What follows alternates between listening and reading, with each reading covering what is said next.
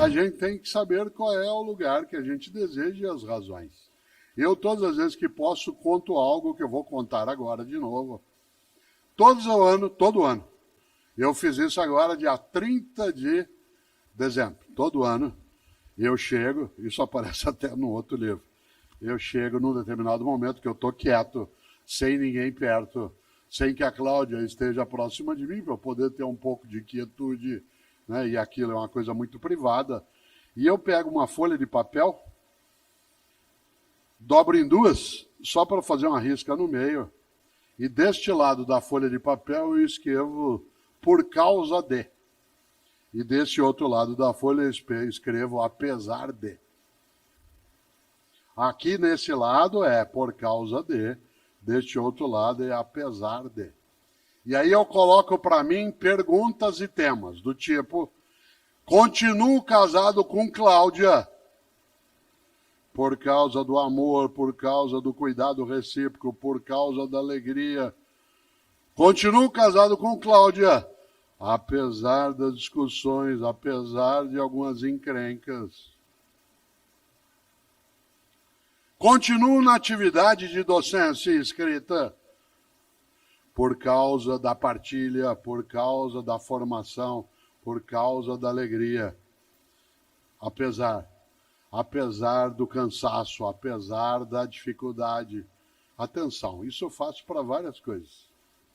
E a finalidade é só uma.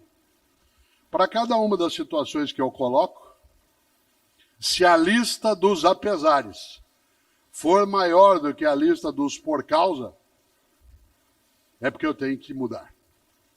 Em outras palavras, se os senões, os obstáculos, ultrapassarem o número de razões, é sinal de que há alguma coisa errada. E aí o que eu estou tendo é uma vida desgraçada, a qual falte graça.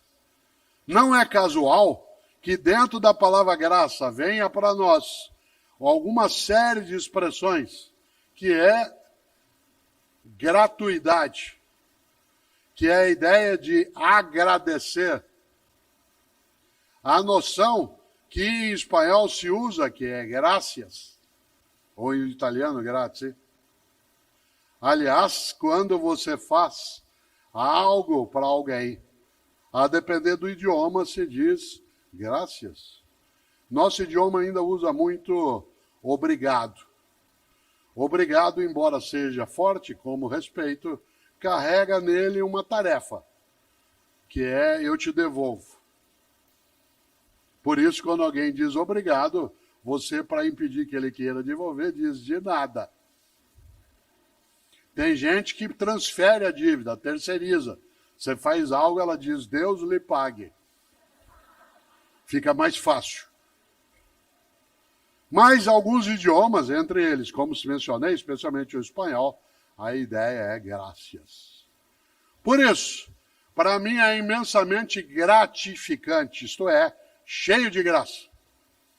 Para mim é especialmente algo que me agrada, aquilo que faz com que eu saia melhor do que eu cheguei, porque no propósito que tenho, que é fazer com que você, por exemplo, até ficasse mais um pouco, até imaginasse que apesar do horário, do dia, do cansaço, você permanece. Eu, Cortella, agora estou cansado, mas eu não estou estressado, porque tem um propósito. Eu quero descansar quando for fazê-lo, mas eu não quero deixar de fazer o que aqui faço. E mesmo que fosse algo que não tivesse tanta acolhida como tive, tantos aplausos, tantos afagos, mesmo que eu não tivesse chegado aqui hoje e pudesse apertar a mão pela primeira vez, alguém como o Pepe, que vi tantas vezes jogar e que me deu alegrias. Quando me mudei para São Paulo, Pepe, eu fui morar a 3 quarteirões do Pacaembu. Isso no final de 1967. E até eu crescer um pouco, menino com menos de 18 anos não pagava. E eu ia ao Pacaembu às terças, quartas, quintas, sábado e domingo. Vi todos os grandes times. Especialmente o meu. Algumas vezes aqui na Vila Belmiro. Para mim, o jogo mais marcante, um jogo aqui, Santos e Botafogo, em que você fez um gol. Aliás, se fez mais de 400, então alguns passaram por aí. É cheio de graça, mas é preciso que eu continue levantando aquilo. O apesar de tem que ser menor do que o por causa. Em outras palavras, para ir amarrando e fechando, as razões têm de ser maiores do que os senões. E aí, algo que escrevi um dia no livro, que é a admiração imensa que eu tenho por um professor britânico de matemática chamado Charles Dodson. Charles Dodson é uma pessoa admirável, porque ele resolveu escrever livros de filosofia sob a capa de livro infantil. E ele adotou um pseudônimo que é Lewis Carroll. Você conhece Charles Dodson como professor? Não, mas como escritor, Lewis Carroll, que fez Alice no País das Maravilhas. Entre outras coisas, que é um livro de lógica. É um livro que lida com o pensamento lógico e com a falta de lógica. Você se lembra que Alice está brincando no jardim, vê um coelho branco, sai correndo, ele entra numa toca, ela entra junto, cai lá, e cai no mundo que as coisas parecem que não fazem o menor sentido. E ela está ali perdida, e é uma cena inesquecível, que você se lembra, eu queria retomá-la para fazer o fecho e depois completo, e aí termino de fato. Ela encontra várias vezes algumas personagens, mas o personagem que eu mais gosto é um gato. Esse gato que ela encontra algumas vezes, aparece só o sorriso dele, ou só o rabo dele. Uma hora Alice vê o gato no alto da árvore. Fala assim, o senhor pode me ajudar? Ele diz, claro. Ela fala, para onde vai essa estrada? Ele fez para ela a grande pergunta da vida, que é, para onde você quer ir? Ela falou, não sei, eu estou perdida. Ele disse, para quem não sabe para onde vai, qualquer caminho serve. Para quem não sabe para onde vai, qualquer caminho serve. Por isso, o que é o propósito? É o que nos coloca a caminho com clareza do onde queremos ir. Ah, mas eu ainda não sei para onde eu quero ir.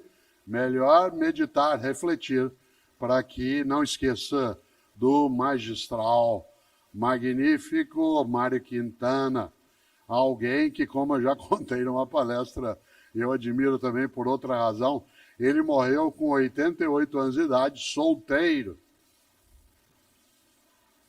E todas as vezes que alguém perguntava a Mário Quintana, mas por que o senhor nunca se casou? Ele dizia, sempre preferi deixar dezenas de mulheres esperançosas do que uma só desiludida. Mário Quintana serve para a gente pensar. Por isso, um dia pronto, me acabo. Seja o que tem de ser, morrer que me importa. O diabo é deixar de viver. E deixar de viver é tê-la, a vida, sem propósito, sem razão, sem sentido, marcado por algo que é o esvaimento dos dias, em vez de dar a cada um deles algo que pode não ser o magnífico, exclusivo, o único, mas que seja de fato algo que se inteire dentro daquilo que é o teu propósito.